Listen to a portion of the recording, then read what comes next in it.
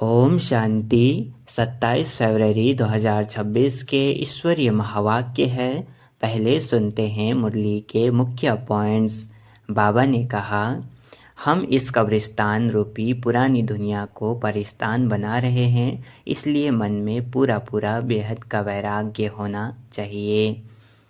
बेहद का बाप वंडरफुल सर्वेंट है। कहते हैं, बच्चे मैं तुम्हारा धोबी हूँ। आत्मा रूपी गंदे वस्त्र को योग अग्नि से सेकंड में साफ कर देता हूँ। मन मना भाव ही छू मंत्र है। एक बाप को सच्चे दिल से याद करो तो जन्म जन्मांतर के पाप जलकर भस्म हो जाते हैं।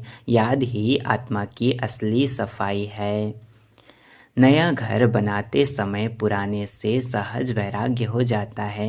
अभी हम नर्क से मन हटाकर स्वर्ग की नींव रख रहे हैं। बुद्धि भविष्य के महलों में टिके रहें। यह कोई हिंसक युद्ध नहीं है। 5 विकारों पर योग बल से विजय पाना ही सच्ची महाभारत है। हम डबल अहिंसक बनकर आत्मिक जीत प्राप्त करते हैं। गंगा का जल शरीर को छू सकता है, आत्मा को नहीं। ज्ञान सागर बाप की नॉलेज और याद ही पतित को पावन बनाती है। पवित्रता पानी से नहीं, परमात्मा मिलन से आती है। लास्ट में बाबा ने कहा, रावणपुरी का अंत होकर विष्णुपुरी की स्थापना होनी है। कंसपुरी के बाद कृष्णपुरी आती है। अभी परिवर्तन का संगम काल चल रहा है। अव्यभिचारी ज्ञान केवल एक शिव बाबा से मिलता है। एक की सुनो, एक को मानो, एक से वर्षा लो, तभी स्थिति अचल बनेगी। अच्छा, अब सुनते हैं मुरली को विस्तार से। मुरली का सार। मीठे बच्चे, तुम इस कब्रिस्तान को परिस्तान बना रहे हो, इसलिए तुम्हारा इस पुरानी दुनिया कब्रिस्तान से पूरा पूरा वैराग्य चाहिए। प्रश्न, बेहद का बाप अपने रूहानी बच्चों का वंडरफुल सर्वेंट हैं कैसे? बेहद का बाप अपने रूहानी बच्चों का वंडरफुल सर्वेंट हैं कैसे? उत्तर, बाबा कहते, बच्चे मैं तुम्हारा धोबी हूँ। तुम बच्चों के तो क्या, सारी दुनिया के झिझी गंदे वस्त्र सेकंड में साफ कर देता हूँ। आत्मा रूपी वस्त्र स्वच्छ बनने से शरीर भी शुद्ध मिलता है। ऐसा वंडरफुल सर्वेंट है जो मन मनाभाव के छू मंत्र से सबको सेकंड में साफ कर देता है। ओम शांति। ओम शांति का अर्थ बच्चों को बाप ने समझाया है। अहम आत्मा का स्वधर्म है शांत। शांति धाम जाने के लिए कोई पुरुषार्थ नहीं करना पड़ता है। आत्मा स्वयं शांत स्वरूप शांति धाम में रहने वाली है। हाँ, थोड़ा समय शांत रह सकती है। आत्मा कहती है, मैं कर्मेंद्रियों के बोझ से थक गई हूँ। मैं अपने स्वधर्म में टिक जाती हूँ, शरीर से अलग हो जाती हूँ, परंतु कर्म तो करना ही है। शांति में कहाँ तक बैठे रहेंगे? आत्मा कहती है, हम शांति देश के रहवासी हैं। सिर्फ यहाँ शरीर में आने से मैं टाकी बना हूँ।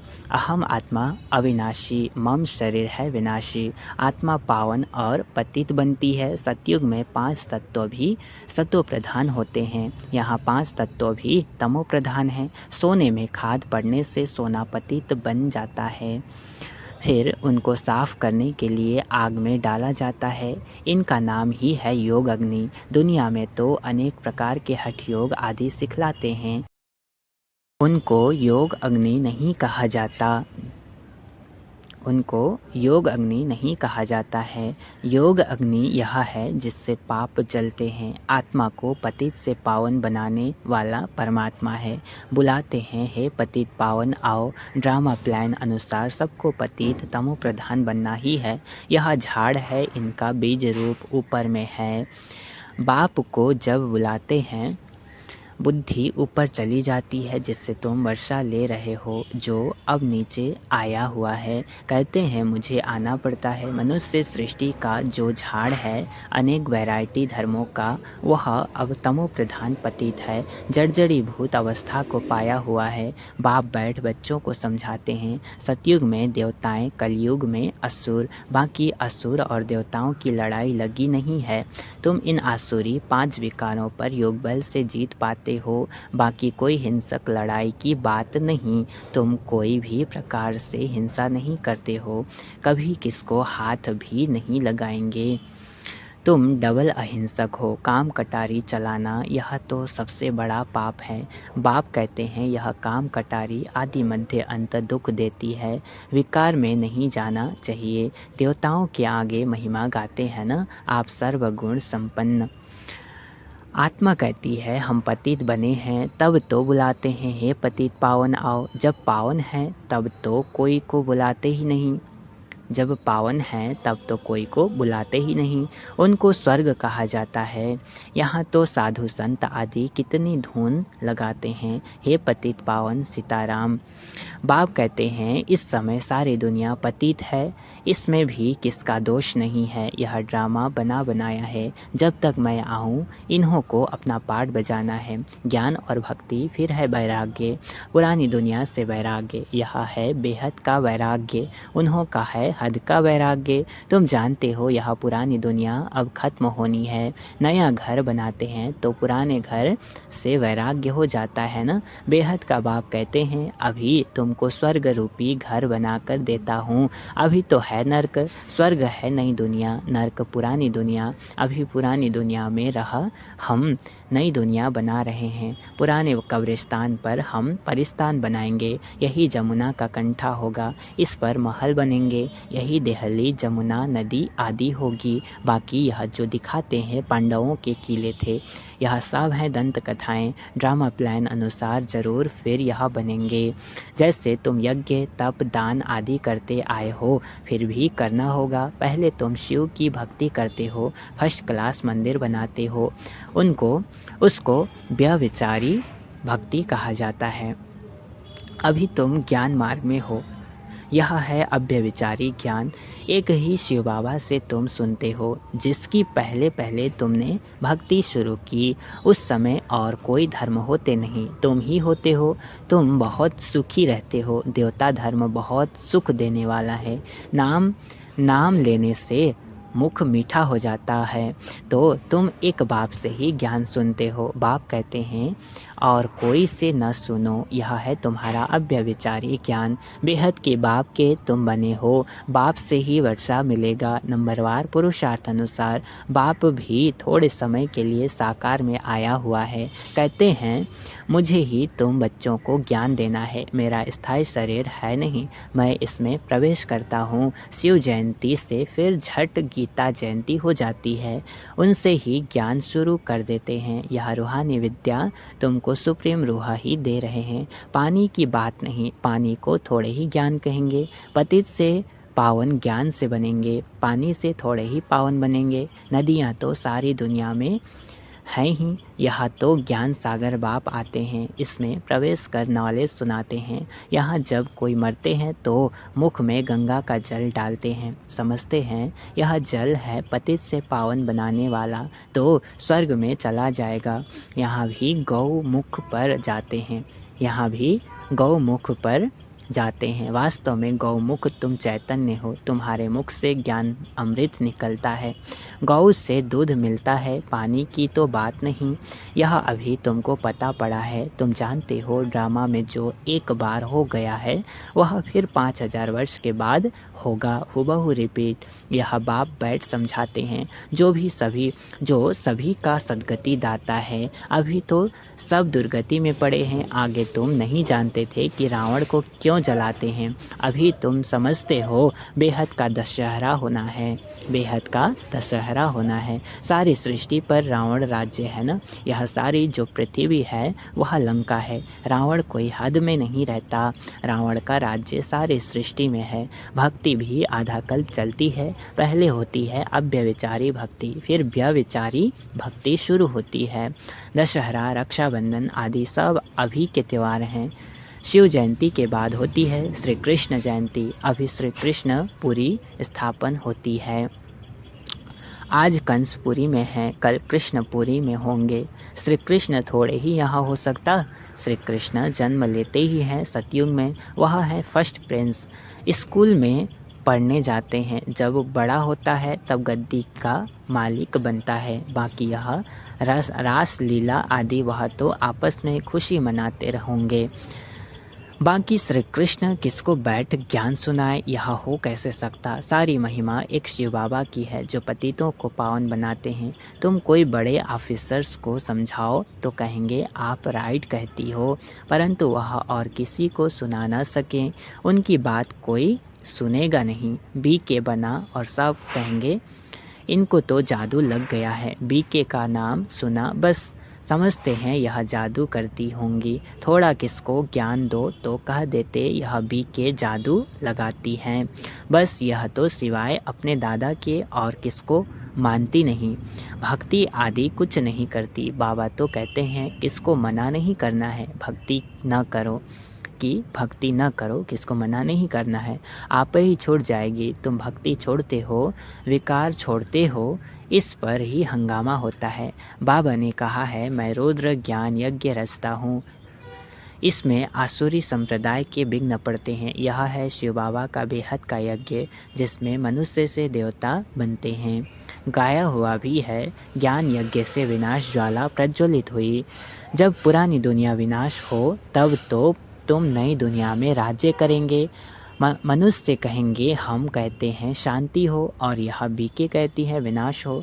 बाप समझाते हैं यह सारी पुरानी दुनिया इसी ज्ञान यज्ञ में स्वाहा हो जाएगी। इस पुरानी दुनिया को आग लगनी है, नेचुरल कैलेमिटीज़ भी होगी, विनाश तो होना ही है। सरसों मुआफिक सब मनुष्य पीस कर खत्म हो जाएंगे, बाकी आत्माएं बच जाएंगी। यह तो कोई भी समझ सकते हैं। आत्मा अविनाशी है। अभी यह बेहद की होलिका होनी है जिसमें शरीर सब खत्म हो जाएंगे, बाकी आत्माएं पवित्र बन चली जाएंगी।